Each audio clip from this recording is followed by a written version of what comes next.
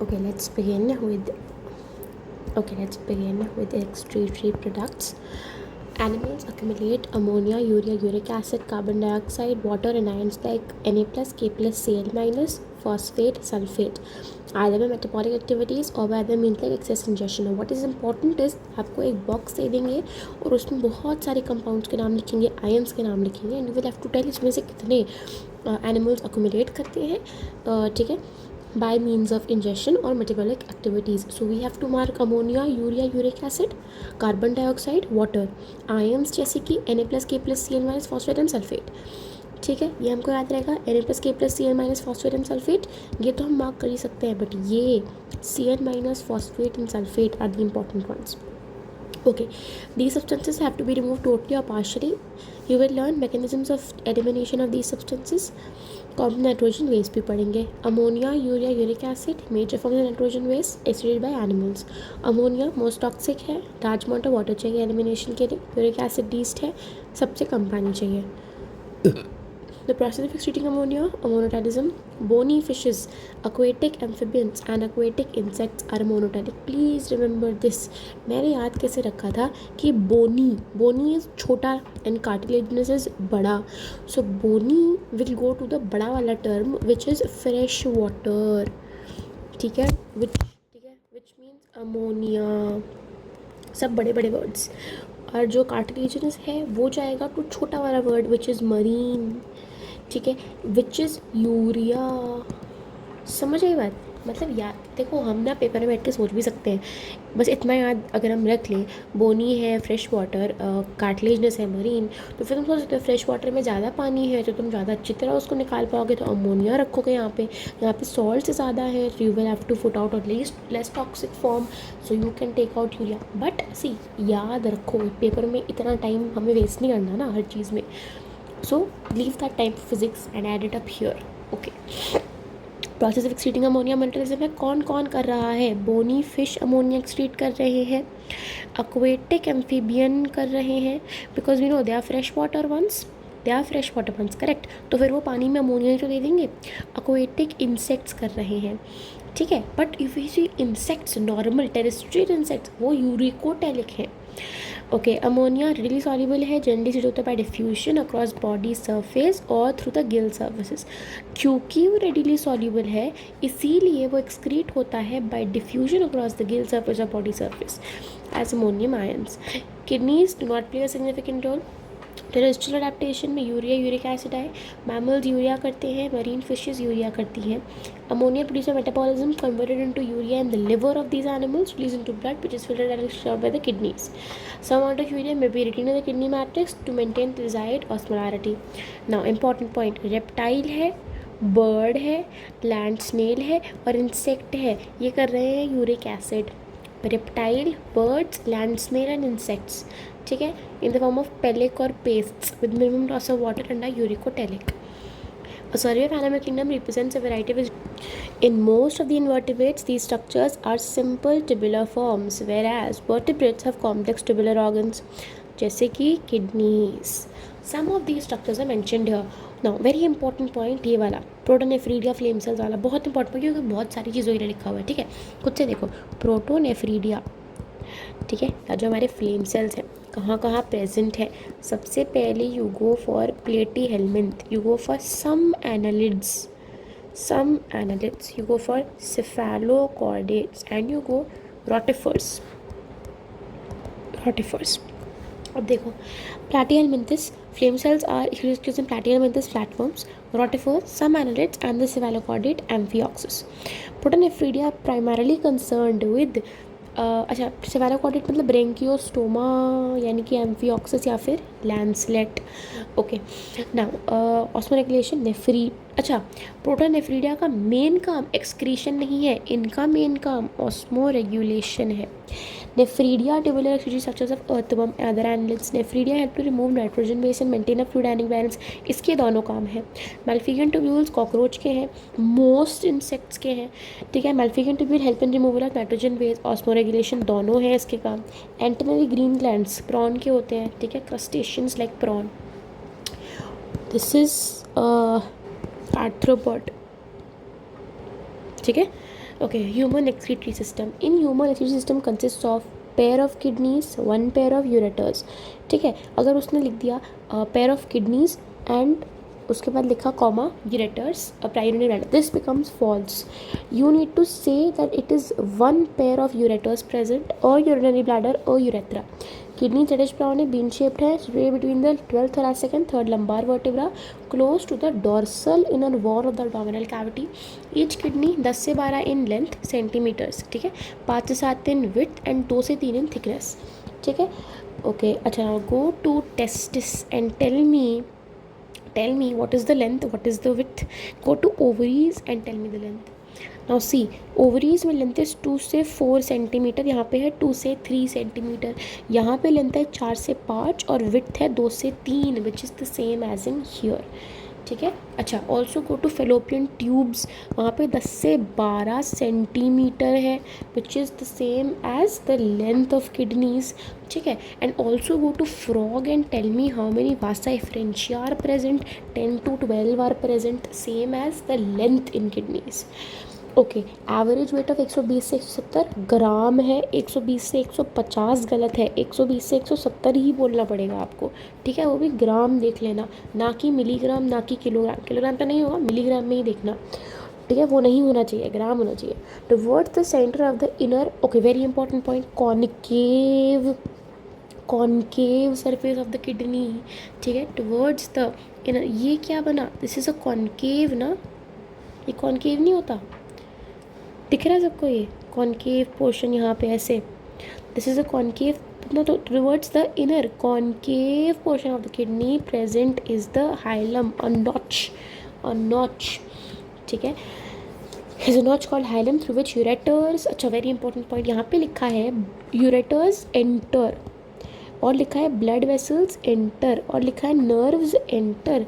Main point क्या, ureters को enter बोल रहे हैं, एक्चुअली तो यहाँ से लेके जा रहे हैं, सो दे आर एग्जिटिंग, बट इन्होंने यहाँ पे एंटरिंग लिखा है, तो आप इसको अलग से याद रखेंगे.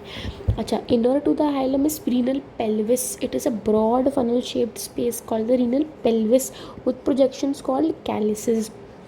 ठीक है. The outer layer of kidney is a tough capsule. Inside kidney there are two regions, the outer cortex, inner medulla. Medulla is divided into few conical masses, the medullary pyramids projecting into the calyces.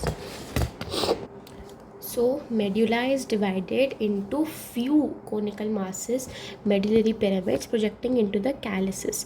ठीक है, एक बार diagram देखो तो समझ आएगी. सी, ये हमारा hilum है.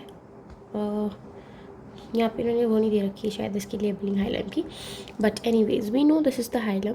And then inner to the hilum is the pelvis. So हमको ये पेल्विस यहाँ पे दिख रहा है, this is the pelvis. Pelvis has few conical medullary pyramids. ठीक है, वो अगले डायग्राम में अच्छे से दिखा रखे, ये रहा. See, we have few medullary pyramids.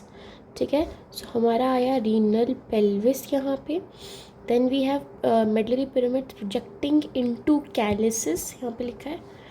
Medullary is divided into few conical masses, medullary pyramids projecting into calyces. तो मेडलरी पिरामिड्स हमको दिख रहा है, they are projecting into these calyces यहाँ पे जो है. ठीक है, and then this is the renal column of बर्टनी where the cortex enters in between the medullary regions. This is the cortex, renal capsule. Okay, अब जो याद रखना, इस वाले डायग्राम में जो ऊपर हमको, ये ऊपर जो है वो रीनल वेन गिवन है, बट जो ओरिजिनल डायग्राम है ये वाला, इसमें ऊपर जो गिवन है वो रीनल आर्टरी है. ये हमको याद अलग से रखना पड़ेगा. और इसमें जो ऊपर गिवन है वो रीनल वेन है. फिर यहाँ पे हमारे पास पीछे रीनल आर्टरी आ रही है. This is the renal pelvis, this is the ureters that are leaving. ठीक है, फिर ये हमारा कैलिक्स हो गया, मेडलरी पिरामिड्स हो गया. ठीक है, तो समझ आ गया क्या उन्होंने बोला. pelvis called with projections called calyces, medulla is divided into few conical masses, medullary pyramids projecting into the calyces. ठीक है, तो pelvis से हम गए कैलिक्स में, कैलिक्स से हम गए medullary pyramids पे, उसके बाद अब चले जाओगे कॉर्टेक्स की तरफ. Cortex extends in between the medullary pyramids in columns of Botany. Each kidney has nearly 1 million nephrons. Which are the functional units? Each nephron is two parts, glomerulus and the renal tubule. ठीक है, glomerulus is a tuft of capillaries formed by the afferent arteriole, a fine branch of the renal artery. ठीक है, renal artery की एक fine branch is the afferent arteriole. Blood from the glomerulus is carried away by an efferent arteriole. अब ये वाला diagram एक बार देख लेते हैं जल्दी से, सबको हटा देते हैं। अब देखो क्या हुआ यहाँ पे, क्या हो रहा है। ये हमारा एड्रिनल ग्लैंड है, हमें पता है, ये हमारी किडनी है, हमें पता है। This is the renal artery coming. ठीक है, इस वाले डायग्राम में ऊपर कौन है, रीनल आर्टरी है। ये रीनल आर्टरी गई, ये पीछे से रीनल वेन आ रही है which is actually the inferior vena cava. ये गई पीछे से रीनल वेन। ठीक है, ये फिर चली जाएगी टुवर्ड द डॉर्सल अयोर्टा। ठीक है, ये हमारे यूरेटर्स एग्जिट हुए। This is the cortex, this is the pelvis, this is the medulla. Please remember the marking for medulla and cortex. थोड़ी बाहर की तरफ में इन्होंने कॉर्टेक्स को ऐसे दिखा रखा है एंड थोड़ा अंदर की तरफ मेडुला दिखा रखा है। इंफीरियर वेना कावा, ये सब हमें पता है, ये पता है, ये पता है। ठीक है, डन। अब हम बढ़ते हैं आगे। Renal tubule begins with Bowman's capsule, which is a double-walled cup-like structure which encloses the glomerulus. Glomerulus, along with Bowman's capsule, is the Malpighian body.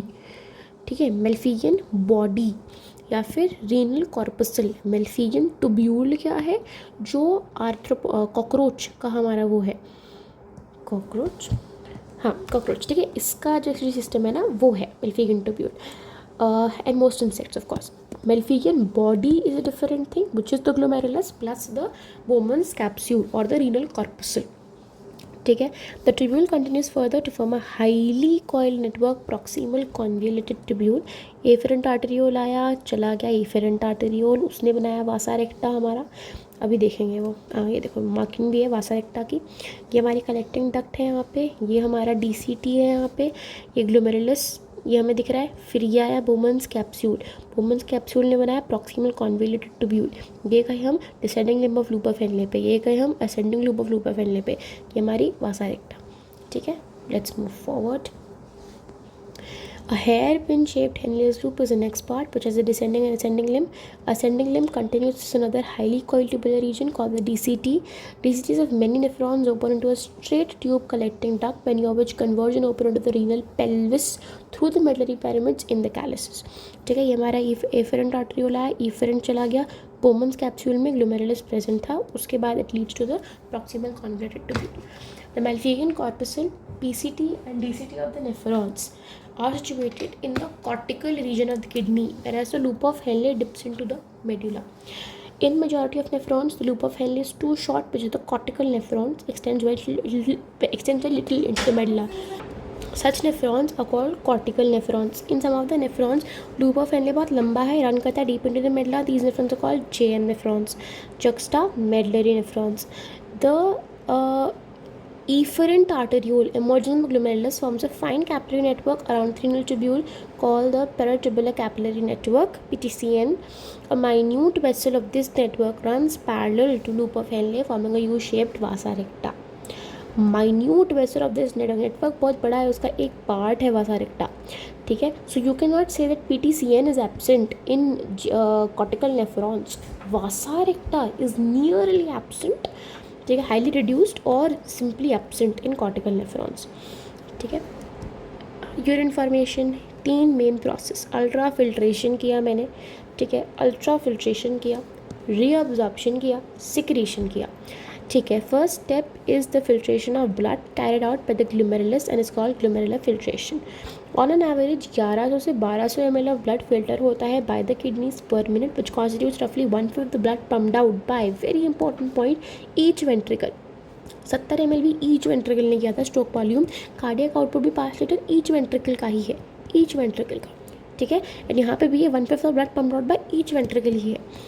Okay, अगली चीज़ पे आए, each ventricle of the heart in a minute, glomerular capillary blood pressure, ठीक है, causes the filtration of blood through 3 layers. बस यही है जो support कर रहा है कि ब्लड का फिल्ट्रेशन हो। कौन? Glomerular hydrostatic capillary pressure, GHP, glomerular hydrostatic pressure. 3 layer है, out of which 2 are cellular, 1 acellular है। The endothelium of glomerular blood vessels, the epithelium of Bowman's capsule, and a basement membrane which is acellular between the two layers. Epithelial cells of Bowman's capsule, called podocytes, are arranged in an intricate manner so as to leave some minute spaces called filtration through the slit pores. That is filtered so finely through these membranes that almost all concentrated plasma, not the blood, except the proteins pass into the lumen of Bowman's capsule. What are the proteins of plasma? They are 6 to 8% in composition, and they are mainly two: albumin and globulin. Albumin is maintaining the osmotic balance. Globulin is for the defense capability of the body. Therefore, it is considered a process of ultrafiltration because blood is filtered so finely कि plasma के most components except the proteins filter out हो जाते हैं. ठीक है. अच्छा ना, ये तो हमने देख लिया. इसके बाद तो हम सिक्रीशन रीअब्जॉर्प्शन पे आ जाते हैं सीधा सीधा.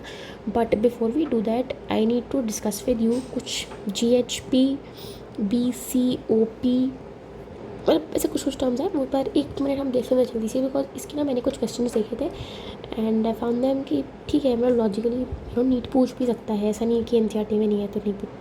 हाँ, एक बार जल्दी से देखो.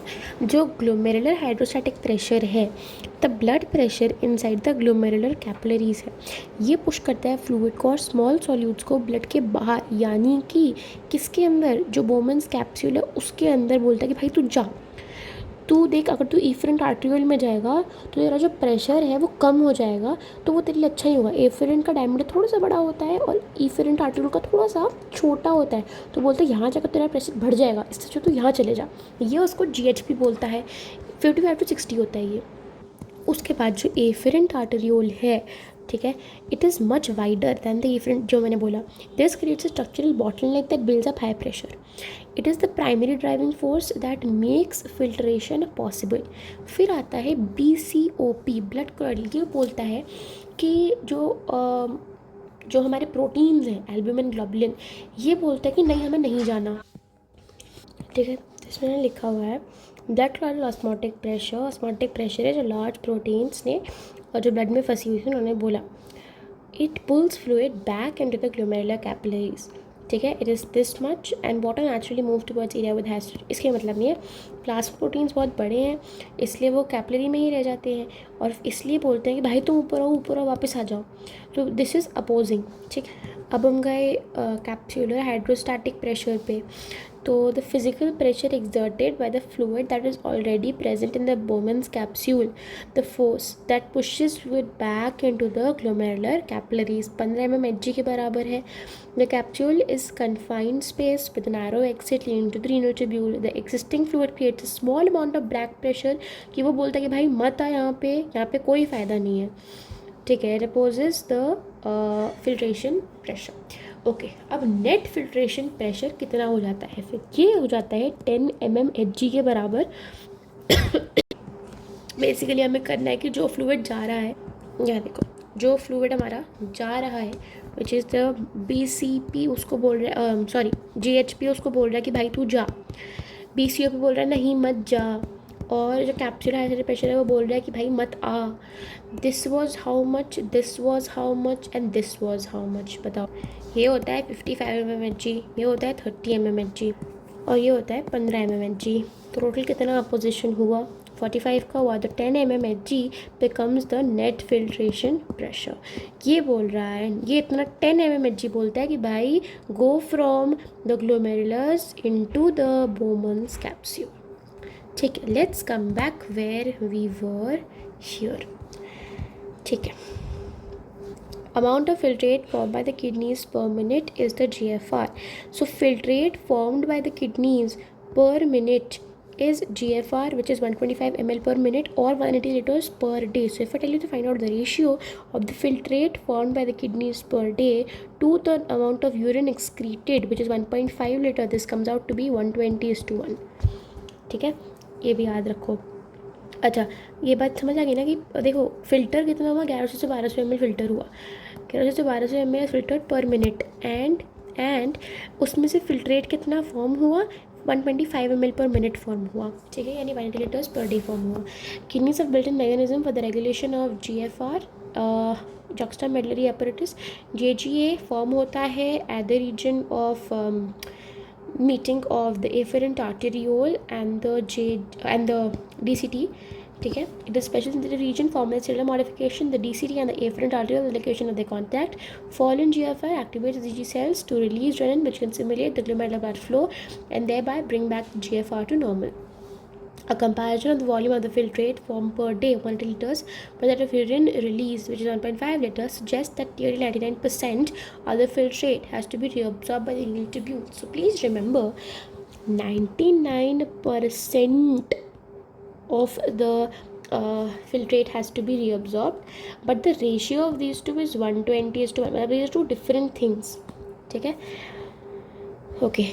99% of the filtrate has to be reabsorbed by the process called reabsorption. Tubular epithelial cells in different segments of the nephron perform this either by active or passive mechanisms. Glucose, amino acids, Na+ actively होते हैं, water passively होता है, nitrogenous wastes तो passively ही होंगे. Substances like glucose, amino acids, Na+ in the filtrate reabsorb actively. Nitrogen waste is absorbed by passive transport. Reabsorption of water also occurs passively in the initial segments of the nephron. During urine formation, the tubular cells secrete substances जैसे कि H+, K+, NH3 into the filtrate. Tubular secretion is also an important step in urine formation, helps in maintaining the ionic and acid-base balance. Function of the tubules. PCT ये मतलब बहुत important चीज़ है. PCT simple cuboidal है, increase surface area for absorption, सब ठीक है. Nearly all essential nutrients, 70 से 80% electrolytes and water are reabsorb by this segment. Nearly सारे न्यूट्रिएंट्स, 70 से 80% इलेक्ट्रोलाइट्स और वाटर रीअब्जॉर्ब होता है by this segment.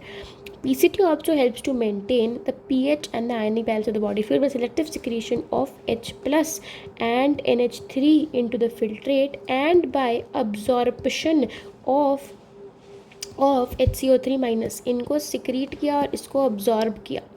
Henle's loop. Reabsorption is minimum in ascending limb. However, this region plays significant role in maintenance of high osmolarity of the medullary interstitial fluid, which is 1200 milliosmoles per liter. The descending limb of loop of Henle is permeable to water but almost impermeable to electrolytes.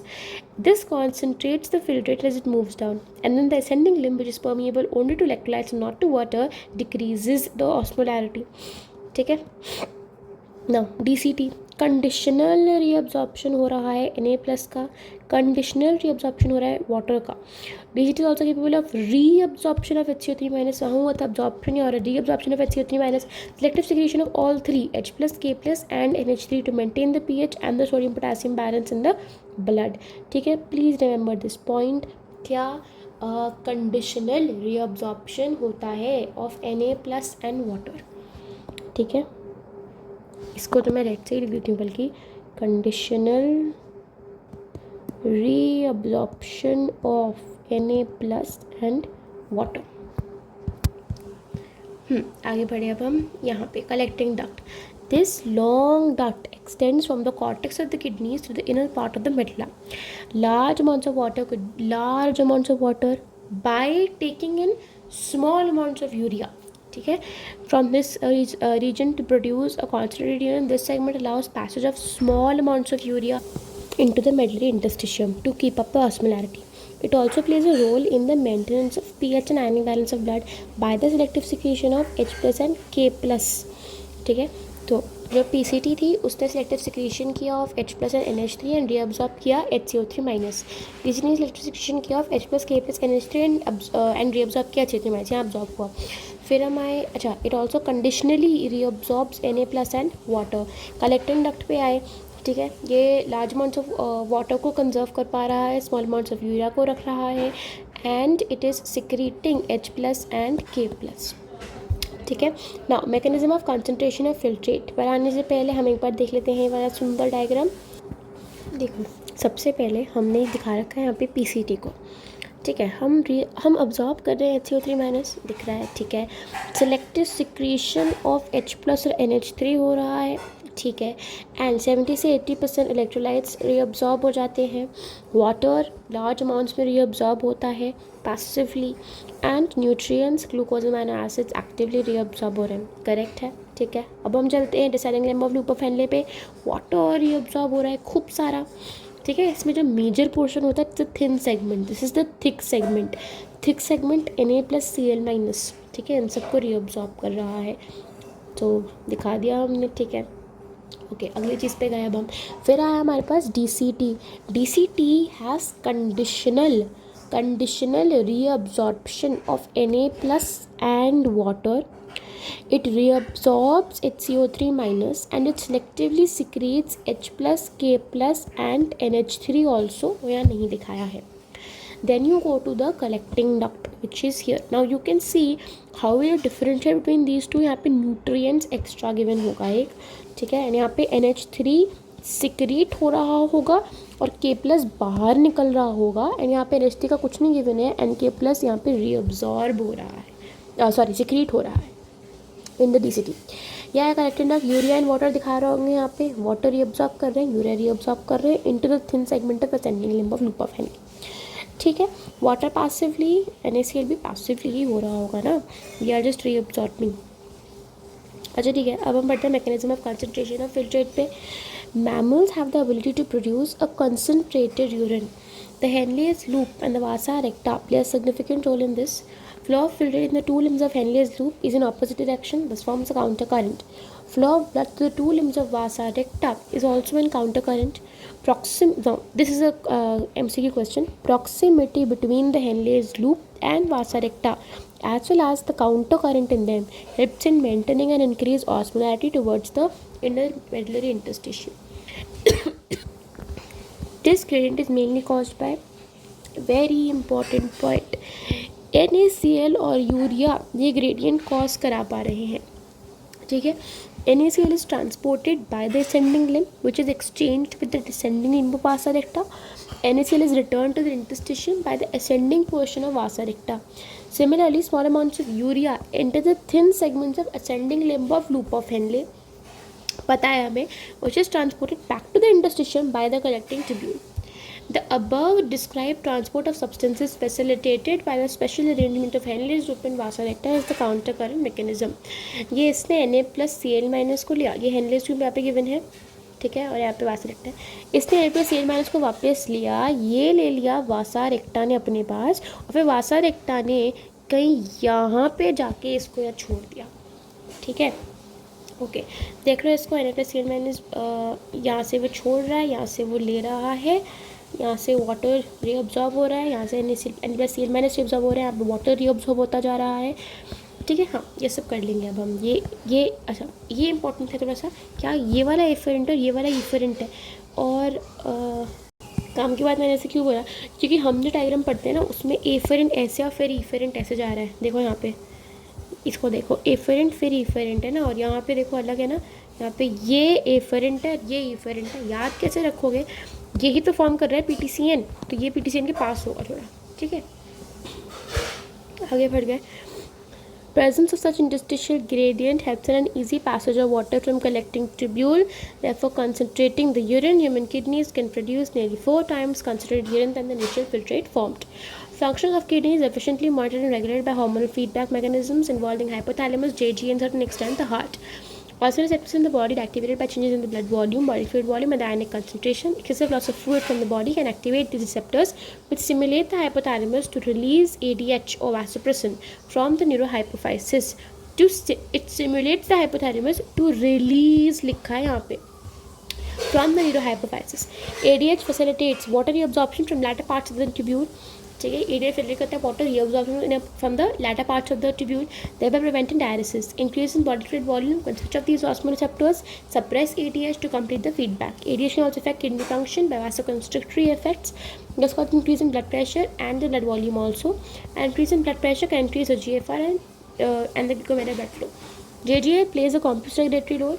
अगर GFR fall हो गया तो फिर GG cells activate होते हैं, release करते हैं single N वाला rennin, which converts angiotensinogen in the blood to angiotensin 1 and further to angiotensin 2. Angiotensin 2, being a powerful vasoconstrictor, increases the glomerular blood pressure and thereby the GFR. Angiotensin 2 also activates the adrenal cortex to release aldosterone. Aldosterone causes the excretion of K+ and phosphate ions, and it causes the reabsorption of Na+ and water from the distal parts of the tubule. ठीक है, reabsorption of Na+ and water from the distal parts of the tubule. This also leads to an increase in the blood pressure and the GFR. Okay, this complex mechanism is generally known as a renin-angiotensin mechanism. Increase in blood flow to the atria of heart can cause release of ANF, causes vasodilation, thereby decrease the blood pressure. ANF acts as check on the renin-angiotensin mechanism. Maturation. Urine formed by the nephrons is ultimately carried to the urinary bladder, which is total voluntary signal by the CNS is given. Signal is initiated by stretching of the urinary bladder as it gets filled with urine. In response, which is receptors on the word's bladder send signals to the CNS. CNS passes motor messages, which cause the contraction of the detrusor muscles of the urinary bladder and simultaneous relaxation of the urethral sphincter, causing the release of urine. Please remember, contract कौन हुआ, relax कौन हुआ. Process of release of urine is micturition and the neural mechanism controlling it is micturition reflex. ये अलग अलग चीज़ें ऐसे याद रखो. Micturition is जब यूरिन को निकाला, micturition reflex is वो neural mechanism जिसने micturiation को कराया. Adult human excretes 1 से 1.5 liters of urine per day. pH of urine याद रखो 6 है, ना कि 6.5 है, ठीक है, ना कि 7 है, कुछ नहीं, 6 है, स्लाइटली एसिडिक है. कैरेक्टरिस्टिक ऑर्डर है, लाइट येलो कलर है. ऑन एन एवरेज 25 से 30 ग्राम यूरिया एक्सक्रीट हो जाता है per day. Various conditions can affect characteristics of urine. Analysis of urine help in clinical analysis of many metabolic disorders जैसे glycosuria, ketonuria are indicators of diabetes mellitus not insipidus. Role of other organs in excretion: lung, liver, skin help in elimination. Lungs remove large quantities of approximately 200 ml per minute, not per day, and also significant quantities of water every day. Liver, this is approximately 400 ml for a day, but याद में रखो भाई, इससे confusion होता है. 200 ml per minute. Liver, the largest gland in the body, secretes bile-containing substances like bilirubin, biliverdin, cholesterol, degraded steroid hormones, vitamins, and drugs. Bilirubin, biliverdin, cholesterol, degraded steroid hormones, vitamins, and drugs. Most of the substances ultimately pass out along with digestive wastes. Sweat and sebaceous gland in the skin can eliminate certain substances to the skin. Sweat produce करता है NaCl, watery fluid containing NaCl, small amounts of urea, lactic acid. ठीक है, lactic acid याद रखो, urea acid तो याद रहता है. Through primary function of sweat is to have a cooling effect on the body, that is thermo regulation, but waste को भी रिमूव कर पाता है. Sebaceous glands hydrocarbon waxes and sterols को एक्सक्रीट कर रहे हैं through the sebum. Secretion provides a protective oily covering. Saliva भी थोड़ा सा यूरिया एक्सक्रीट कर सकता है. Malfunction of kidneys can lead to accumulation of urea in blood, condition called uremia, highly harmful and may lead to kidney failure. In such patients, urea can be removed by a process called hemodialysis. During this, blood drained from a convenient artery is pumped into a dialysing unit called artificial kidney. Blood drained from a convenient artery is pumped into a dialysing unit after adding an anticoagulant like heparin. The unit contains a coiled cellophane tube surrounded by dialysing fluid having the same concentration except nitrogenous wastes as that of the plasma. The porous cellophane membrane of the tube allows the passage of molecules based on concentration gradient as nitrogen waste are absent in the dialysing fluid. These substances freely move out. तो अगर हमारे पास 2x था blood में, तो फिर अब कितना रह जाता है, बस x, क्योंकि कंसनट्रेशन मेंटेन भी तो होगी, ये भी याद रखना. This method is a boon for thousands of uremic patients all over the world. ठीक है, हमने बम बैक किया है through a vein by adding anti heparin to it. Kidney transplantation ultimate method and correction of acute renal failures. ठीक है, function kidney is used in transplantation from donor preferably close relative to minimize chances of graft rejection. Modern clinical procedures success rate बढ़ा चुके हैं. Renal calculi is the stones और insoluble mass of oxalates in the kidney. ठीक है, and ग्लूमेरुलर nephritis is जो ग्लूमेरुलस है वो inflame हो गया, आइटिस ऑफ द किडनी. जल्दी से पढ़ लेते हैं. Nitrogen waste containing substances like I and CO2 water accommodate in body eliminate होना होता है. Vary among animals mainly dependent upon the habitat. ठीक है, but not only habitat, depending on the habitat along with the availability and the structure of the level of organization of organisms. अच्छा नहीं, sorry, I am sorry. जो respiratory organ है ना, वो depend करता है structural organization level of organization पे, but जो हमारा एक्सक्रीटरी सिस्टम है वो सिर्फ डिपेंड करता है उसका हैबिटेट क्या है, यानी कि कितना पानी अवेलेबल है. तो यूरिया होगा, यूरिक एसिड होगा या अमोनिया होगा. ठीक है. प्रोटोनेफ्रीडिया, नेफ्रीडिया, मेल्फिक इंटरव्यूल, ग्रीनलैंड्स कॉमन स्ट्रक्चर है, not eliminate this maintenance of ionic balance. Human resistance consist of 1 pair of kidney parafferator, over 1 million tubular structures, nephrons. Functional unit 2 parts, glomerular ductal capillaries, afferent fine branch of renal artery, double wall Bowman's capsule for the division of PCT, DCT, Henle's loop, DCT of many nephrons, collector duct बनाते हैं, ultimately open to renal pelvis to medullary pyramids. Bowman capsule to glomerulus to form Malpighian or renal corpuscle, Malpighian body renal corpuscle. Urine formation involves 3 main processes: filtration, reabsorption, and secretion. Filtration is non-selective. About 1200 ml blood filter होता है by the kilometres पर minute, जिसमें से 125 ml of filtrate is form पर minute of 180 litres per day. There is specialized portion of nephrons for significant regulation of GFR. Nearly 99% of reabsorption of filtrate takes place for different parts of the nephrons. PST is the major site of reabsorption of excretion. Henle's loop primarily helps to maintain osmolar gradient within the kidney interstitium. ठीक है, ये बात important है. Mainly कौन osmolar gradient को maintain कर रहा है, वो है Henrys loop. DCT and collecting duct allows extensive reabsorption of water and certain electrolytes which help in osmoregulation. Express Kp and HT could be secreted into the filtrate but contributes to maintain ionic balance and pH of the body. ठीक है, ना लिखा हुआ है. certain electrolytes for DCT and collecting duct allow certain electrolytes भी लिखा है यहाँ पे. A countercurrent mechanism between two limbs of loop of Henle and vasa recta. Filtrate gets concentrated as it moves on the ascending limb but is diluted by ascending limb. Electrolytes and urea retained in the interstitium. By this arrangement, mixing the collecting duct constitutes the filtrate about 4 times 300 से 1200. Excellent mechanism for conservation of water. Urine is stored in the urinary bladder till a watery signal is given. Maturation होता है. Skin, lungs, liver also help in excretion. That is it for excretion. Next class I'm going to be doing circulation. So we'll see you there. Bye bye.